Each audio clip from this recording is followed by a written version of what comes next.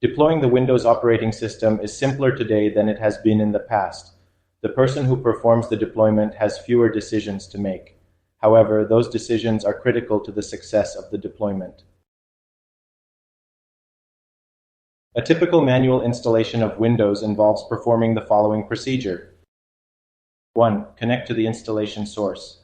Options for this include insert a DVD or USB media containing the Windows installation files and boot from the device. Perform a PXE boot and connect to a Windows Deployment Services server. 2. On the first page of the Windows Setup Wizard, select the following choices: language to install, time and currency format, keyboard or input method. 3. On the second page of the Windows Setup Wizard, select Install Now.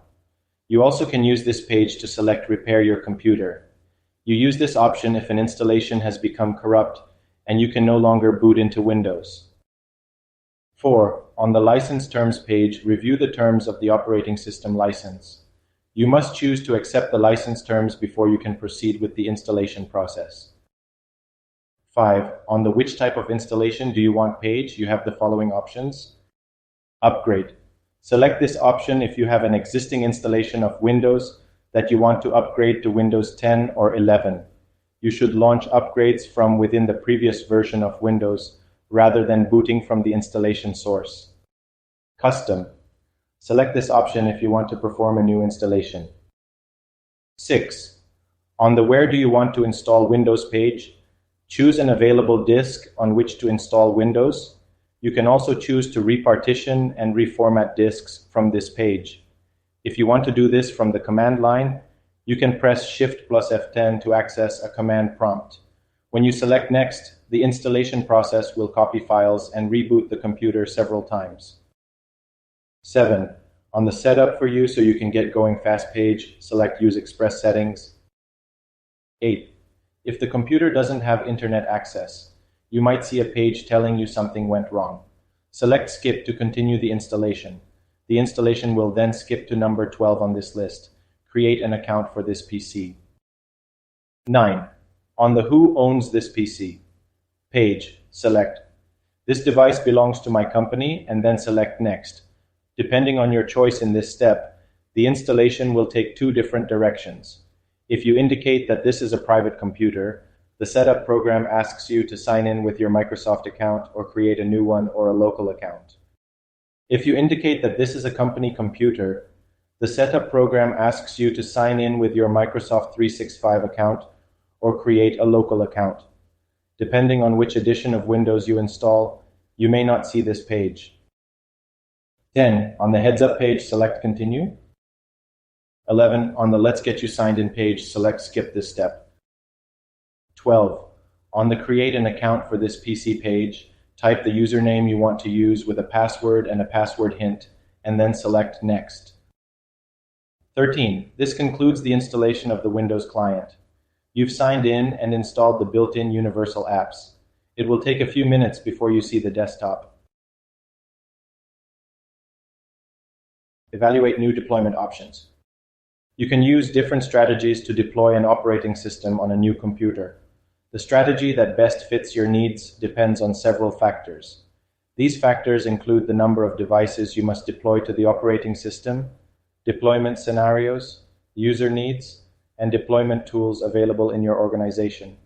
You can follow the guidelines below to identify the best strategy for your needs, including that you should. Identify the deployment scenario or scenarios. The scenario that you face determines the need for restoring user state data. Most organizations face two basic deployment scenarios. New device. You must install an operating system on a new device your organization hasn't used.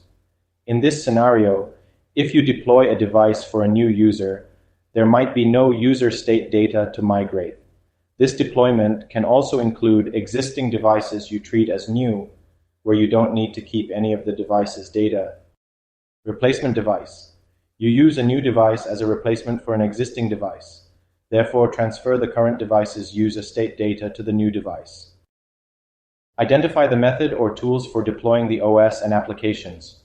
We should consider centralized management when an organization is managing over 25 devices. While this might seem like a low threshold, Keep in mind that deployment isn't about delivering an operating system and apps and continuous management. It explicitly ensures that the device configuration doesn't drift to a state that becomes a security risk. Organizations should consider a management solution such as Microsoft Intune, whether they choose to manage devices themselves or contract with an IT management company. Identify the necessary device drivers. Different hardware requires different drivers. Ensure you identify and secure the essential drivers for each hardware device you use from a particular manufacturer. Do this for all applicable manufacturers. Identify storage and network resources that you can use during deployment. You must store images, installation files, device drivers, and user state data, and then copy this data to the device that is undergoing deployment. Ensure that you identify available file servers and estimate the space you need for each item you must store and copy. Identify operating system features and settings that each deployment requires. You can automate most settings to apply during deployment. Most organizations enable BitLocker drive encryption on their Windows-based mobile devices. You can customize your deployment process to enable BitLocker after deployment. Identify how you will handle licensing and activation. Smaller organizations usually have an individual product key per user, while larger organizations might use Active Directory activation, Key Management Service, KMS, or multiple activation keys, MAKs. Identify critical apps that you must maintain post-deployment.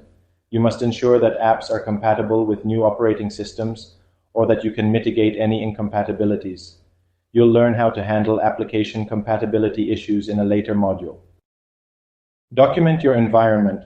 Collect all the relevant information to help choose the appropriate strategy based on the company's requirements. Summary.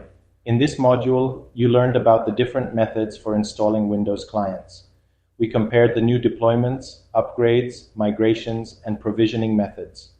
We examined the process of a manual Windows client installation and learned about the different options to consider when planning a client deployment.